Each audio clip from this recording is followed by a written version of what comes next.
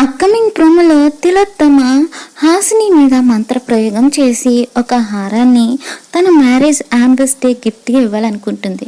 అప్పుడు వల్వాతో ఏం చెప్తుందంటే, ఈ హారం కనుక హాసిని తన మెల్లో వేసుకుందంటే, ఒకసారి ఈ హారం తన మెల్లో వేసుకొని అద్దంలో తన మొహం కనుక చూసుకుందంటే, ఇప్పటి వరకు తన మనసులో దాచుకున్న రహస్యాలన్నిటినీ ఒక పేపర్ మీద రాసేస్తుంది అని చెప్పి తిలోత్తమ వల్లభకి ప్లాన్ వివరిస్తుంది.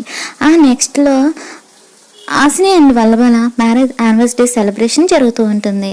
ఇక అక్కడికి వచ్చిన హాసిని వల్లభకి హ్యాపీ మ్యారేజ్ డే యానివర్సరీ శుభాకాంక్షలు చెప్తూ ఉంటారు అందరూ.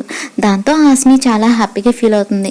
అప్పుడు విశాల్ తిలోత్తమతో, అమ్మ నువ్వు తీసుకొచ్చిన గిఫ్ట్ ఇచ్చేస్తే కేక్ కట్ చేద్దాం అని చెప్పి విశాల్ అనడంతో తిలోత్తమ తను మంత్రప్రయోగం చేసిన హారాన్ని తీసుకొని హాసినికి ఇస్తుంది.